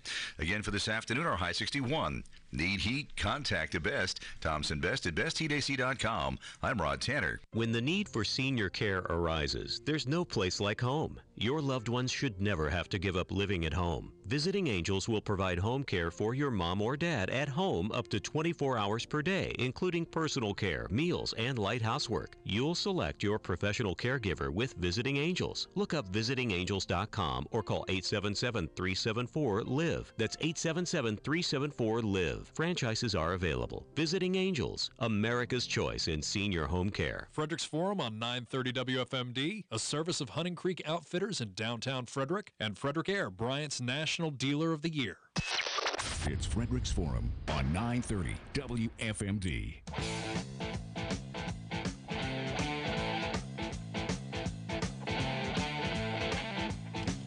Welcome back to Frederick's Forum. I'm Darren Wickfield in the studio with Dave Schmidt. Our guest today, Justin Kiska, running for County Council at Large. That means everybody in Frederick County, or at least every Republican, because we got a primary to win, gets to choose whether or not to vote for Justin Kiska. And then if you make it through that, then we'll be off to the general election. And there are two County Council at-large seats, so you're running for one of the two. Yes. Currently, those seats are held by Bud Otis and Billy Shreve. Yes. Billy's not running for re-election. Correct. So at least one of those seats is open. Bud is running. As unaffiliated. Yeah. So he's got a signature campaign to get ballot access, but assuming that works out, then there will be an incumbent. On the general, yep. But he got elected before as a Republican. In fact, it's worth pointing out, 4 years ago, this was the first time with the county council, both at-large seats went to Republicans. So presumably, the Republican nominees are going to have a leg up when it gets to the general election. Are you running with that mindset of this is a primary campaign, you got to put all your ducks into the primary race, and then? The demographics are changing in the county. I mean, yes, if you look at the voter registration numbers, the Republicans still do have a slight edge, but it comes down to that huge chunk of independent and unaffiliated voters in the center now. There's enough unaffiliated to make up any difference between them. Absolutely. This is a race for everybody. Every vote. It's not just the Republicans. It's not just the unaffiliated. It's not just the Democrats. Yeah, 2018 Frederick County is a different place than, 1998 Frederick County. It's a completely different place than 4 years ago. Yeah. So we talked a little bit before about your role in the Way Off Broadway, the theater, and which is based on the Golden Mile. And you mentioned that you were also, for a while, the president of the Golden Mile Alliance. So when was that? You're not currently, right? No, I am not. Back in 2011 and 2012, the former mayor, Randy McClement, as I say, put his money where his mouth was and wanted to help the west side of Frederick. So he created an ad hoc committee of the city that became the Golden Mile Alliance, which is now an independent nonprofit organization, 501c3. That's mission is to help revitalize and re-energize the Golden Mile area. And so I was on the board of that for 5 years, 3 of those as its president, until I left at the end of 2016. So I was very involved with a lot of the things that were going on out here on the mile. So give us some back. What was wrong that you needed an alliance? The biggest issue was perception. We all knew that. Coming in, everybody thought the Golden Mile was dead. And that could not be more wrong. When you would, let's take the mall out of the equation, because that is the elephant in the room. So if without the mall in the mix, the vacancy rate on just the Golden Mile was lower than other places. There wasn't open space, that everybody thought that, oh, all these storefronts are vacant. And no, that's not true at all. And vacancy at the mall was largely a management decision. They didn't want to be a mall for a while, so they weren't even trying to get people to rent those spaces. There had been so many different plans that had been put out there, but then because the FEMA floodplain changed one of them, and then the economy crashed, and that changed another. So but that was the symbol. And Amazon took out Walmart nationally, and they had to close a bunch of Walmarts, so they decided not to build a new one. Yeah, I was going to say the world changed, and malls weren't necessarily a good investment at the time. But by vacancy rate, you mean that out of 1,000 properties, I don't even know how many there are in the Golden Mile, but several hundred, if not 1,000, that those there's a better occupancy rate in the Golden Mile for longer than in other places in the city. It just was the one in the middle that everybody saw, that everyone saw, that was empty. I mean, there were many times that I wish they would just bulldoze it. A patch of dirt would have at least been better. Yeah, I gotta agree. You've got Hillcrest, and then right behind, you've got this corridor here has got a lot of people right next to it. To do the commerce that all the businesses want to do. And it really is getting to be more and more known for the restaurants out here. You have all kinds. And so I know there are people that come out here for the restaurants, which, you know what, that's not a bad thing. To be known as a restaurant area, I mean, that's a growing industry. So what's the Alliance do? You're not having festivals and stuff here that I'm seeing. So. You said perception was the problem. So what was the Alliance? What did they do? Or what are they doing? In the early years, there were movies on the mile. They did events for the communities to come out and to really start to feel like a community, not like Hillcrest, not like Waverly, not like Tasker's Chance, to really try to bring people together. To kind of lump all of those into a community of the Golden Mile. Exactly. Okay. And so there were events like that. There is a annual Easter egg hunt that is done every year. There's a holiday movie over at Holiday Cinemas, that is free and open to the public. But there was also the business side, and working when a new business comes to the Golden Mile, to help them promote themselves, to help them let the community know that they're there. And we've seen a bunch of businesses open recently, and some more are getting ready to. Specifically, of course, we now know part of the mall is going to be turned into a brand new movie theater. I don't know if I said that out loud. I should have. It's becoming a trend, but it's not in Frederick yet. This idea of having a movie theater that serves meals, and you can sit there and. It's about moving to this experience economy that you can't have. A mall used to be where you went to go shopping, and that's not where our society goes shopping. I mean, there are plenty of people that do, but not the same way. Suburban D.C., Frederick, Maryland, this is not where people are buying. So you have to create another reason why people show up in your building, and it's experiences. So, by the way, do we know, is that the old Hoyts, or are they building a new theater? Oh, no, it's going to be much bigger than that. It's I haven't seen any more than just the renderings that everybody put out there. But there's like a 3D, you can go in and look at what it's going to look like online. Yeah, it's pretty cool. It's definitely going to be more than just the old Hoyts. We'll put it in the YouTube comments just for everybody. Yeah, but that is what we had always wanted. We didn't need more retail. So we wanted some sort of destination, something that's going to be, and now, you're right, not only is this the first of its kind in Frederick City, it's the first of its kind in Frederick County. So now people are going to have a reason to come there, and that is easily going to fill up the rest of the mall with new businesses, whether they be more restaurants, whether they be more recreation and entertainment. That is going to be wonderful when it opens, and we're all looking forward to it. I do want to say one more thing about the Golden Mile specifically, because this was one of my main issues when I was the president, and it's about the crime on the Golden Mile. I sat down with Captain Grossman from the Frederick Police Department, and he brought me charts and graphs and all the reports, and he walked me through it, and we sat there for a good few hours. And when you compare apples to apples, the crime on the Golden Mile is no better or worse than any other part of the city. And nobody wants to talk about that. People just want to believe that the Golden Mile is full of crime. And the truth is, the crime on the Golden Mile is actually less violent than in other parts. Now, crime overall in the city the numbers are good. We have a great police force. And what they do and the way they get out in the community is wonderful.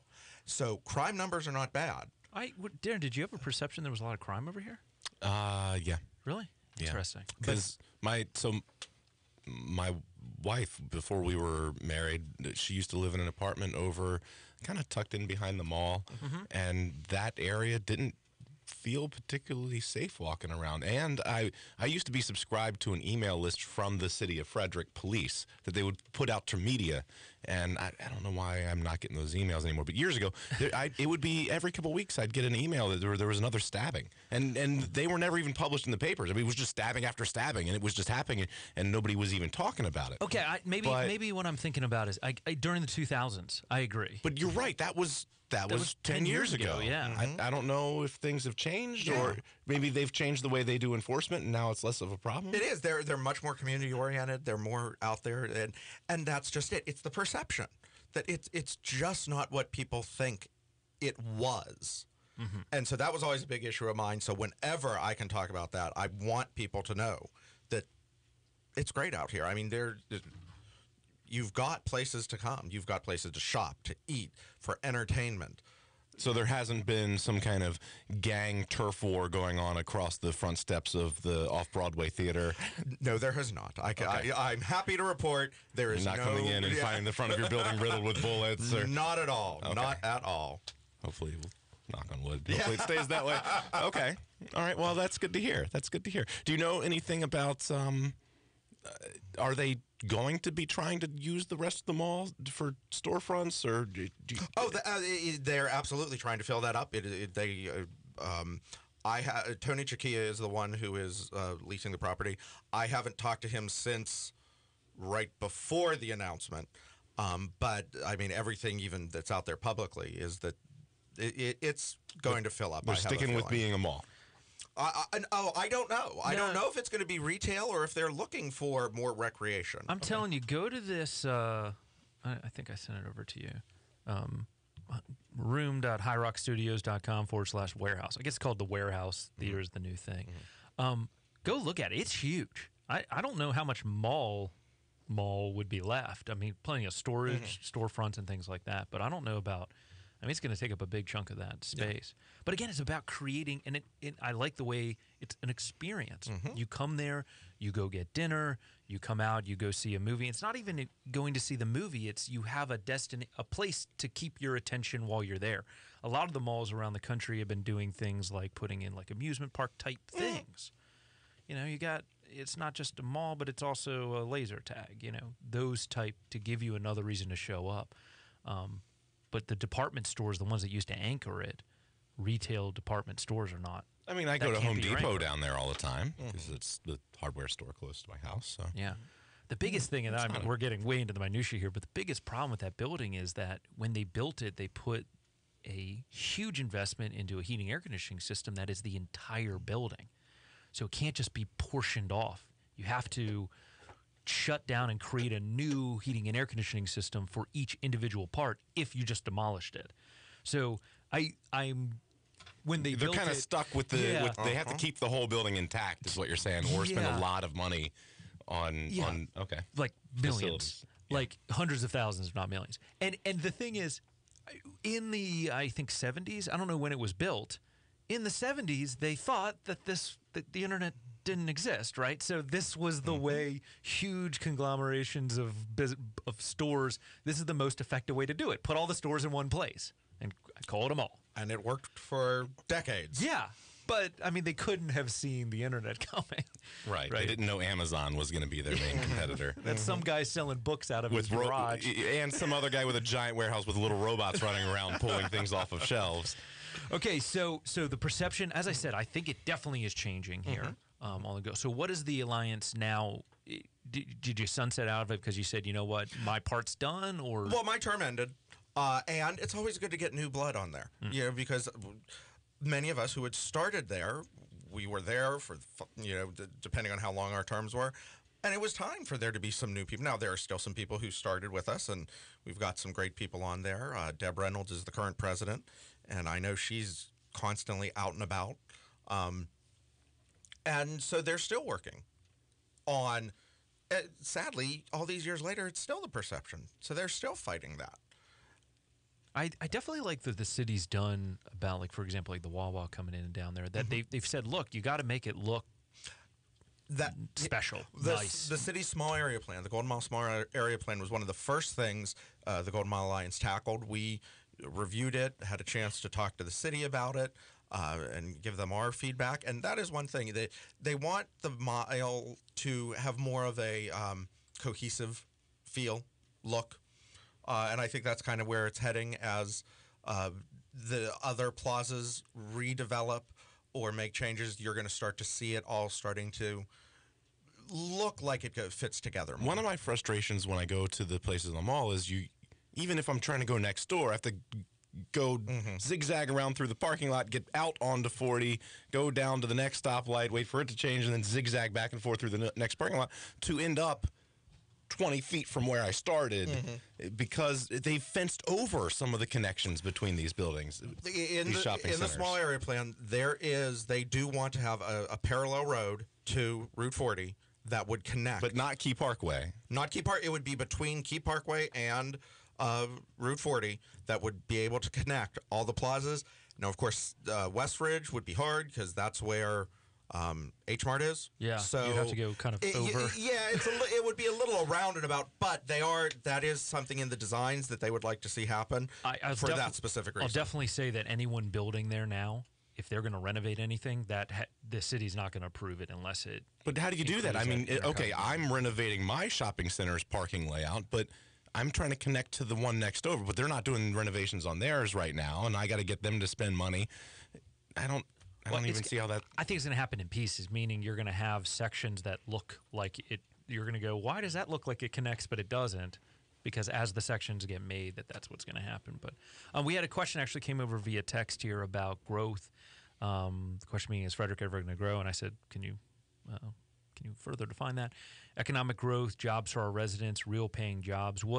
How do we, in a world that is moving, towards robotics, right? That a lot of service and manufacturing is going to be done through automation. What kind of jobs, what can Frederick keep here, or what should we be trying to keep here, and what is the role of government in that? Well, government doesn't create jobs. It can help the private sector do that. So we need to make sure we have an atmosphere in the county so that people will invest, open businesses, expand their businesses, and hire more people.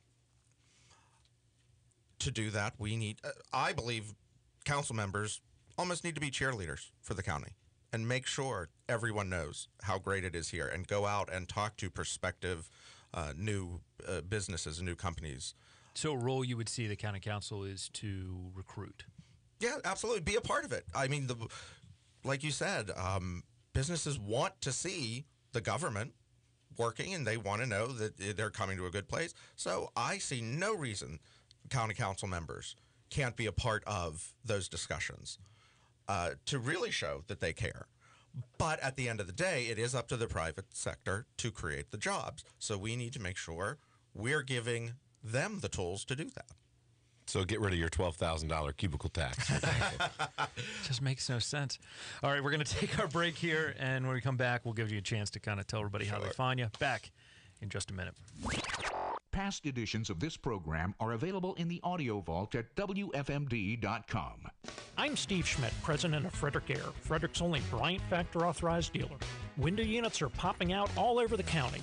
Did you know that Frederick Air has a full line of ductless systems at half the cost of traditional duct systems?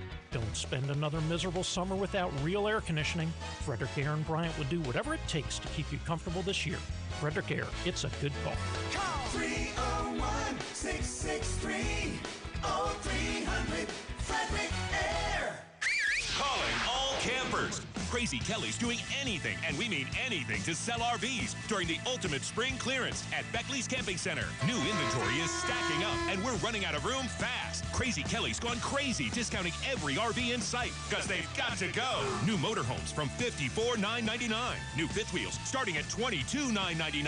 And new travel trailers as low as $11,999. As Maryland's #1 RV dealer for 17 years running, Beckley's is the ultimate place to buy an RV with absolutely no processing fees, dock fees, or freight fees. That's right, no additional fees ever. Buy anywhere else and you'll pay too much. 450 new and pre-owned RVs are priced to move immediately during the ultimate spring clearance. This month only at Beckley's Camping Center, where everything we do is just for you. Visit one of our 2 convenient locations in Thurmont, Maryland, or New Oxford, Pennsylvania. Online at Beckley'sRVs.com. Prices plus tax, title, and license. All units subject to prior sale. Ranked by statistical surveys. See dealer for details. If you're looking to buy a new Mazda or Volkswagen, make sure it's a Fitzgerald. You pay the low price with benefits and bonuses available only from Fitzgerald. More for less. That's a Fitzgerald. Fitzgerald Mazda Volkswagen Frederick. Amish craftsmanship for your home from Fitzgerald Home Furnishings. Handmade dining room sets, corner cupboards, buffets, and bedroom sets. American-made quality for our low Fitzgerald price.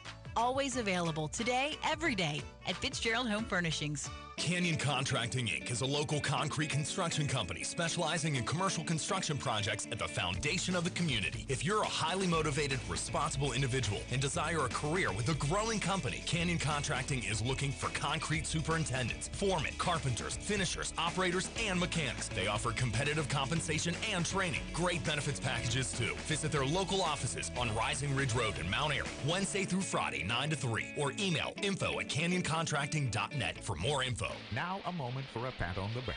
Thank you to the readers of Frederick Magazine for making us the area's best radio station. Now back to our regular programming. 930 WFMD.